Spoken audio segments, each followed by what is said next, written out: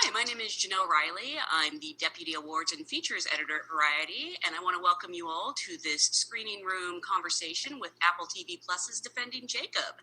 At this time, please join me in welcoming some of the creative people who brought this show to life. Joining us is creator, writer, executive producer Mark Bombach, director, executive producer Morton Tildum, and series stars Jaden Martell, Cherry Jones, J.K. Simmons, Michelle Dockery, and Chris Evans, who is also an executive producer on the show. Thank you so much for being here. Thanks for having us. Thank you. I was thinking this is such an incredibly talented panel and so accomplished. We have Oscar and Tony and Emmy nominees and winners here. And whenever I have a group... The Kids' Choice Award. It's just, come on, be fair. I think you also have some MTV Movie Awards, if I'm not mistaken. I might. Okay. I'd actually like to start at the beginning and ask, what was your first job in the business? The first time you felt you could call yourself an actor, writer, or, felt that you were professional? And because you're also polite, I might just call on people to start.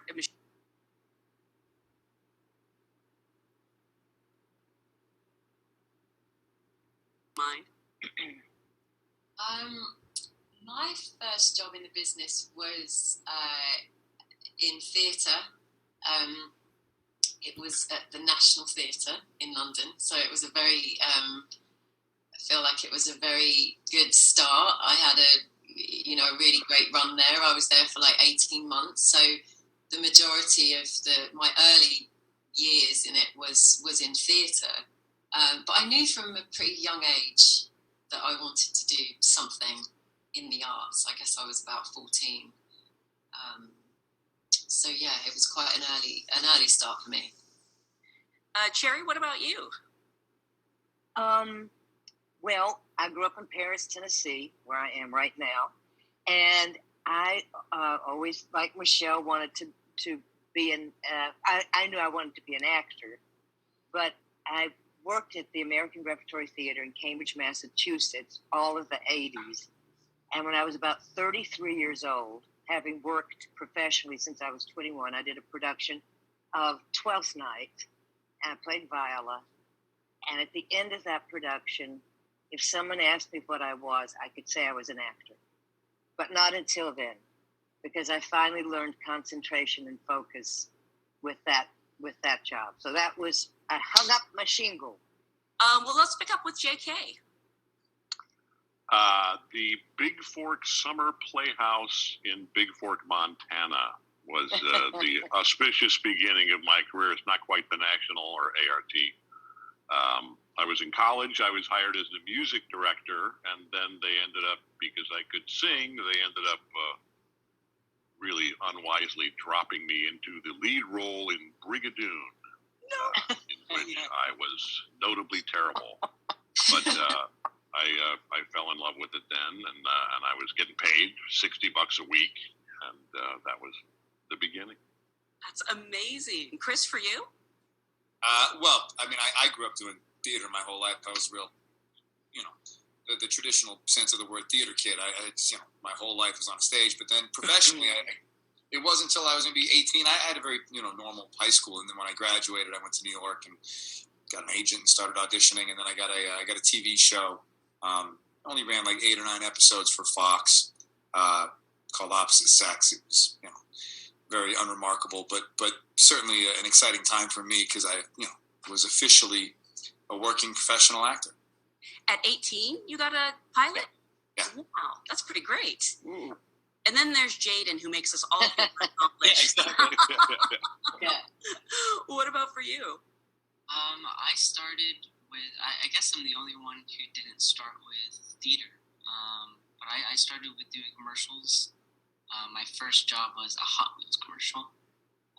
And then my first movie actually happened to be playing a younger Chris Evans. Isn't that amazing? Yeah. That's such a cool story. I filmed one day, and we never met. And I remember like watching him from afar and be like, oh, I'm playing him. If this guy can do it, anybody can do it. It was a fun first love. Did you watch Chris's previous work to sort of prepare? I hope not.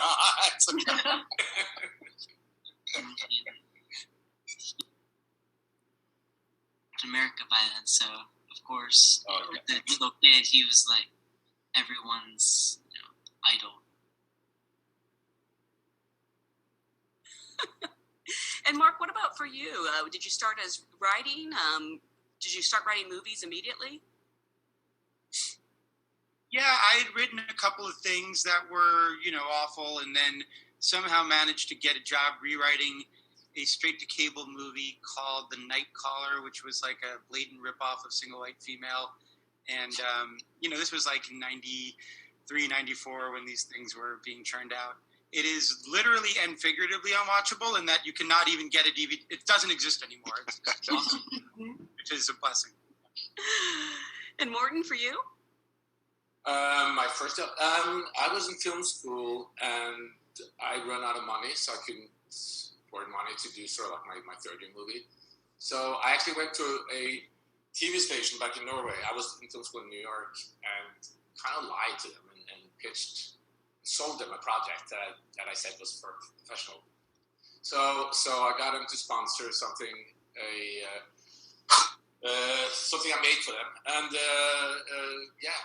I was in film school, but it actually turned out okay. And then they asked me to do something else, and then I quit film school. So started directing. Wow. So that was great, but it was actually out of desperation because I couldn't afford to go to film school anymore. That's amazing. So you just jumped right to it. I love that. Yeah, I got a little lucky. Didn't we all? What's the saying? Luck is when preparation meets opportunity. Right. Yeah. So I don't totally believe in just luck. I think you're here for a reason. I want to start at the beginning with Defending Jacob. I know this series is based on the book by William Landay. Mark, as a screenwriter, you work primarily in films. I think this is only your second foray into television. What made you see this as a television adaptation? Well, it's not really the kind of story we make as films anymore, certainly not for the multiplex. And, you can envision what the film would have been. It would have been a lot of plot, a lot of just engine, and not really enough time to focus on character. It was sent to me with the notion that it could be a film. And as I started reading it, it just occurred to me this would make a much stronger limited series. And we live in this time, 20 years ago, this version of television didn't really exist. And it just was this very fortunate, when I read the book, I just was like, this is the thing I've been meant to write in this way because I have 4 kids. I think about my role as a parent all the time. And I'm a real fan of, I don't love the term elevated genre, but it's the thing I really love. It is like stories that are within the conventions of a genre you recognize, but are allowed to do really deep dive in terms of character and what it means to be a human being. And this was like that opportunity. So I went to the producers and said, I have no interest in the film version, but I would love to try to create the 8-hour limited for you. And that's how we got on the road. And they went for it immediately, or did they need some convincing? No, they did. It was rest in peace, Steve Golan and the folks in Anonymous Content, and they had huge success with True Detective. They knew this genre really well, and so they got it. Again, I think they didn't see me as someone who necessarily would have written for that medium. So it was really exciting for me. It was like I've been a short distance runner and said I want to try to run a marathon. And I think I read somewhere that the word was courted Morton to direct all 8 episodes. I did. I showed up with candy and flowers. No, he had been working with Paramount, who were involved at that time with our show, and they had a wonderful experience with him. And he was really the first. I was a huge fan of his work, and they said, I think he might be available to look at this. He's having a good experience in television. And so I reached out to him, and within 5 minutes, we both brought up the movie Mystic River, which was a really important touchstone to both of us. And we knew we were speaking the same language. And Morton, the idea of directing all 8 episodes of a limited series, was that intimidating, or did you kind of welcome the idea to have the vision all the way through? It's very intimidating. And to begin with, we actually started up with doing 1 episode and then 2, and because it was approached as usually in TV where you want someone to do the pilot, so you'll do 2 first episodes. Then very quickly we talked about it. The more we talked about it, we see that this is actually more one long movie instead of the traditional TV series. So, but it is very intimidating, and that's also kind of something that's like nobody really knows how that's being done yet, because it's so much. Because like, how much prep time do you really need? Are you prepping for a movie or are you prepping for a TV series? In TV series, like rolling prep, where you prep for the 2 first episodes, and then you continue to prep while you're shooting because you have several directors. So this thing didn't really fit into sort of like a TV schedule or a film schedule. So we have to sort of like figure out, how to do this. Like they asked me like, how much time do you need for your director's cut? And I said like, okay, if it's a movie, I spend 12 weeks. Well, they said, okay, it's a TV, and TV usually is 6 days per episode. So I said, okay, then it's somewhere between 6 days and 12 weeks an episode. So it's like it's a new thing we're doing here. So or not we, but like last year, this thing is coming up. It hasn't been done so many times, where there's been one director doing the whole season. This is more something that came out as Mark mentioned, True Detective a few years ago, and it's just been done a few times. So that was challenging. Like how to, because we have to prep for 5 to 6 months of shooting. Wow. And Chris, I mentioned at the top, you're also an executive producer on this show. I'm curious, what attracted you to the project, both as an actor and a producer? Well, to be honest, the producerial role is kind of in name only. I feel like that's almost kind of like just par for the course as you continue in your career. They're like, hey, you want to produce it too? You say, yeah, sure. I mean, to be candid, it's more if you are a part of something at its creation, and you are, choosing writers and producers and directors and, building the cast, that's one thing. I was brought on while this party was already rolling. So my role was pretty much, if things begin to derail, then you have the title of producer and you can be a part of the discussions to get it back on track. That never needed to happen.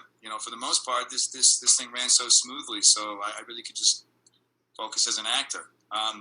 But as an actor, my interest was just, first meeting with Mark and Morten and just deciding, do you want to go through the creative process with these people? A lot of acting is risk, especially as an actor. It's just a very vulnerable landscape. So right away I felt a certain type of comfort and understanding between them. And then just the role itself, it's a little intimidating because you only read one episode, so you have to kind of take a leap of faith. But I love the idea of Andy, specifically someone who grapples with guilt from his past, the complexity of burying things to find a balance of peace, what you do to fight, to maintain a belief system, how your identity can become tangled up in what family provides you, and all those elements just seem like a really exciting thing to explore as an actor. And I'm curious for the rest of the cast, what attracted you to your roles? I think, J.K., when you see a character named Bloody Billy Barber, does that excite you? Like, I have to be that guy? They actually left off the bloody part until I didn't read that until like the 4th or 5th episode or whatever. There were all 8 episodes were written by the time they asked me to join, so I was able to dive in and read the whole thing. And that was obviously what's on the page was the main thing that drew me to it. And I'm a big fan of alliteration, so yeah, Bloody Billy Barber. And I imagine you've been itching to get back to prison since Oz. Yes, indeed. Actually, that's my wife. We've been watching a lot of television and film here at home, like most people during the pandemic. And my acting student daughter, who actually visited the set of Defending Jacob and says hi to everybody. One of the things that my wife and I thought we'd show her briefly. She's an adult now. She's 18. Was a little bit of Oz, which was the HBO show that was one of my first things on television, in which I played a very unpleasant character. And we were, first of all, surprised at how it did not hold up all that well. I mean, it was really groundbreaking and brilliant at the time, and I was so proud to be a part of it. And it was a springboard for a lot of our careers. But this character does have a similar psychopathy, I guess, to my character on Oz, and the similar environment. But that's kind of where the similarities ended. And has your daughter been able to see Defending Jacob? She has, yeah. We watched it. We got all the links where, if you do this, you can watch it, before the general public gets to see it. And I couldn't figure any of them out. So we were, we watched it along with the rest of America. And, the first 2 or 3 episodes which were super boring because I wasn't in them. So, and then we watched it a week at a time. It was like the old days. It was like looking forward to every Friday night and catching a new Defending Jacob. Amazing. Michelle, what about for you? So initially, I think I read the first five scripts. I mean, I was drawn to it because it was a crime drama. I mean, I love that genre, and I hadn't kind of stepped into that world as yet, so that really interested me. And I loved the writing, and I loved the journey of the family, and the journey that Laurie goes on. And then we had a Skype call, Mark Morton and I was already a big fan of Morton's, and my friend Alan Leach had worked with Morton on The Imitation Game and spoke very highly of him. And, sometimes things just sort of fall into place, and we kind of clicked instantly. And I really thought if these guys are at the helm of it, then we're onto something really good. But it was, as the character, I loved her journey, and how complex that journey becomes throughout the narrative. That's what it was for me. And Cherry, I think I heard somewhere that you'd always wanted to play a lawyer. Well, I hadn't really always wanted to play a lawyer, but I had never played a lawyer, and so, and it's a completely different experience than any other acting role I've had. It's the language is different, the approach is different, your task is so different. But the thing that actually attracted me to the storyline was my mother used to always say that my parents would love my sister and me unconditionally. And so we would always try to test the limit. And I would say, if I ran away from home, would you love me? This is when I was really little. If I stole something, would you love me? And then I remember the day I came up with, if I killed someone, would you still love me unconditionally? And my mother said yes. And that's the dilemma of the Barber family, and unconditional love no matter what. And I wanted to get to play with this group of people. I wanted to see Michelle take on that role, and Chris and Jake, because they're impossibly difficult roles, because it's this long suspension of shoes dropping, but from the get-go, there are enough shoes dropping from the very beginning that to watch Chris and Michelle grapple with each one of those things, and they have to ratchet up, and the reactions have to ratchet up. So it's sort of the same dilemma, but just tightened and tightened and tightened and tightened, and you all handled that so beautifully. It just one scene after another. I've just loved it, and I never read the final episode because I didn't have to, because I just had a little part at the beginning. And I thought, why would I spoil it for myself? Joanna Klein doesn't have to know how it ends. I'm out of the picture by the time it ends. And so, I was like this, whatever it was 3 weeks ago, watching that final episode. And all of my friends writing and saying, is there a second season? And then, of course, having to burst their bubble and say no. I was actually going to ask that, so you just burst my bubble. Well, I'm just an actor, so I don't know, but I assume that's the case, and it breaks my heart because I would love to come back and play with all of you all. We had so much fun together. And Jaden, what about for you? This is your third collaboration with Chris, I guess. Yeah, it is. Yeah, obviously Chris and Morton and Mark being attached to it was very appealing, and just knowing that they would be spearheading this whole project is reassuring. But and obviously the scripts.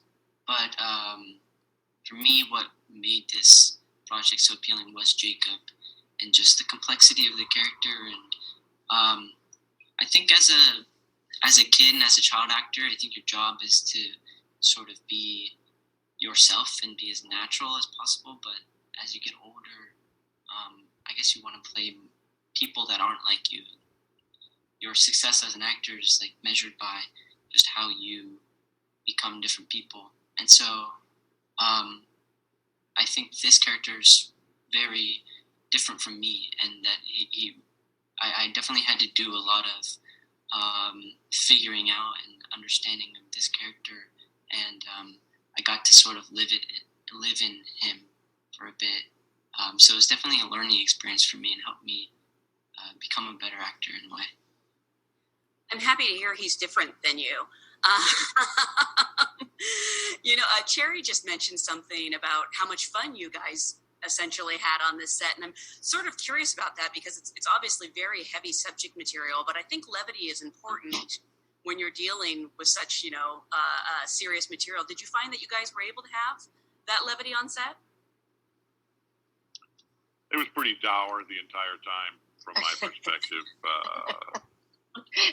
No, I was just there for whatever, a week or so, and we did have a lot of laughs on set. And I even though I didn't work with Cherry, and I had only that one super dramatic scene with Michelle where we sat there and stared at each other for a couple of seconds in the final cut.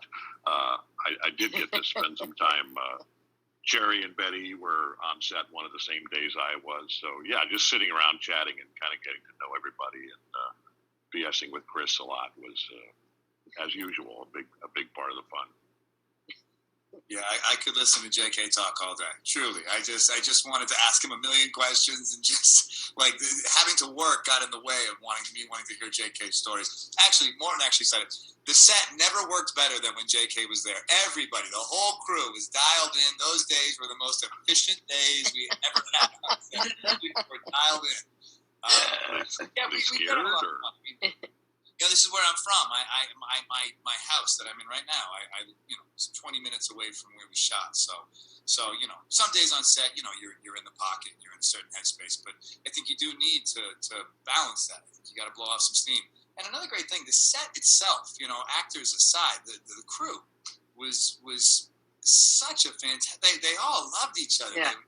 Ping pong competitions, and everybody got along. There was such a sense of camaraderie, and morale was high, and it was a really, really pleasant place to come and work. And yeah, sometimes we blow off steam at my house. Wait, who won the ping pong competition? I won doubles. Did you win doubles? Yeah, and I suck.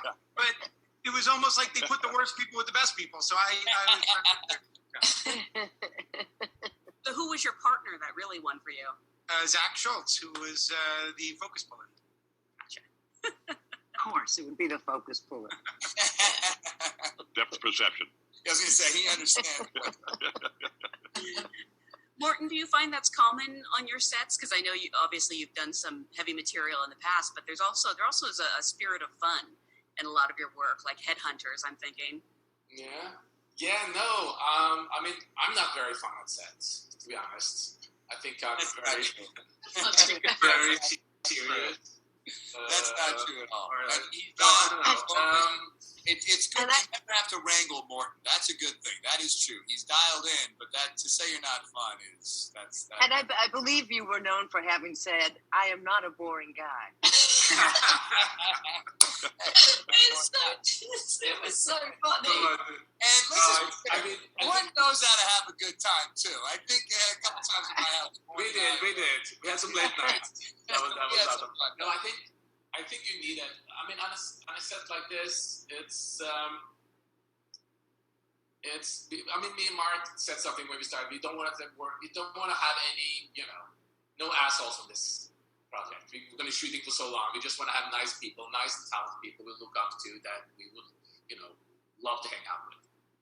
And we really got it. I mean, it's actually became a very, very almost unique atmosphere on set, where I felt that everybody wanted the same thing. Everybody felt that it was a safe place where people could come with ideas, where we could, all discuss it, because we all wanted the same thing. We all wanted this to be great. We all kind of felt we all pulled in the same direction. And I think that, I'm just very lucky to have so many exceptionally talented people, both in front of and behind the camera to work on this. And that creates a light atmosphere. But it was also a tough thing. I mean, we shot almost 8-hour material. With sort of like, and everybody expected it to have sort of like a movie feel, like a movie quality to it. That was the job. That was what Apple wanted, what everybody wanted. So it was hard, but it was very rewarding, and it was very fun. And actually, I have to say that this is maybe the best part of doing a limited series is that you get to work with actors on such a long scenes and be with them so much. It's not just that you have on a movie. There's so many other shorter scenes. There are action days. There's stuff here. We got to spend so much time together and work on that, and that was incredibly rewarding for me. Some people may have just watched the finale right before this, and throughout the series, it makes so many cases for Jacob's innocence or Jacob's guilt, and I feel like even the ending is a little ambiguous. But I'm curious, amongst yourselves, did you guys have conversations? Did you have to, for your characters, know in your mind whether or not he did it? I'm just jumping in there. I was right up there with Jerry. I didn't even read the ending of it. So, because as far as Billy is concerned, it does not matter if the kid is guilty or innocent. He just, once he finds out that he even has this grandson, he just doesn't want him to end up where he is. So it's just about getting him off, trying to make the system work, trying to work around the system. Mark, for you, did the actors come to you and ask you what you thought? I mean, we had casual conversations about it. I mean, this is going to sound a little coy, but the truth is, like, at the end of the day, I wasn't super interested in getting it's a binary thing, right? You've already entertained the possibility that he did it and that he didn't do it. So what I was trying to accomplish in the writing, and I know Morten and I were trying to accomplish in the making of it, was giving you a very subjective experience so that by the end you really were more concerned with what Jacob's parents were perceiving than necessarily some sort of definitive truth. And that's really what the show is ultimately about, is the fact that you can't ever really know. Even if Jacob was to come out and say he did it, when he does in the show, it's under duress, and so it still doesn't really answer the question. And I think it's a show that's mostly about doubt and faith and being able to sort of navigate your feelings towards someone when you're never going to be able to get that answer. We actually had a conversation with me, Mark, and with Jaden kind of early on about, and said, he has to come make a decision for himself if Jacob did it. But we also told him very clearly, like, whatever you feel he's doing, don't share that with anybody. Make that be your process as an actor. If you in your heart feel that he did it or not, but that's going to be up to you. Yeah, that was the first question I had for them. Of course, is whether he did it or not. And they just said, you choose, you decide for yourself, don't tell anybody. And it did give me sort of, it's interesting just being able to walk around and be in a scene and look at Chris and Michelle and know that I know something that they don't know. And it kind of gives, it makes me relate to my character a little bit more, that we both have these secrets that we're not allowed to share with anybody. Yeah, I it's the end result of whether or not he did it isn't as interesting as seeing two people, Andy and Laurie, grapple with the circumstance. It's not like it's Andy and Laurie both they both love their son equally. It's just there's two different people who Andy's had a lifetime of developing the skills to compartmentalize and bury things down and do what he needs to do in order to keep this belief system intact. And when presented with the same uncertainty, Laurie has a very different approach. Laurie can't cope. Laurie can't be a part of that web of deceit. And so it's not even about whether he did or he didn't. It's about how two different people grapple with that uncertainty. Jaden, have you told anybody? Did you do it or what? I mean, No, not here. We don't want to know. But have you told anybody? I told my mom for the first time like a week ago. You're kidding. Wow. Yeah. wow. Which I kept it from her the whole shoot. I just told her. Wow. Reaction. Don't. She already knew. So now, your mom's Insta is going to light up now. I am curious, though. I mean, we're in quarantine, so it's not like people are coming up to you on the street. But after the finale aired, did you have a lot of people reaching out to you and wanting to know what you thought, or even while the show was airing, were they bugging you? It was a lot of, did he do it, and is there going to be a second season? Those are the two main questions that I get. Well, since it keeps coming up, let's punt that question to Mark. Would you be open to a second season? I mean, listen, I never say never. As you can see, there's very in-demand actors on this Zoom, and they have very busy lives, and I don't even know how you begin to coordinate that. But if the right idea strikes me, I would be lying if I said I don't think about it. But the reason we were able to work on something for Morton and I for almost 2.5 years,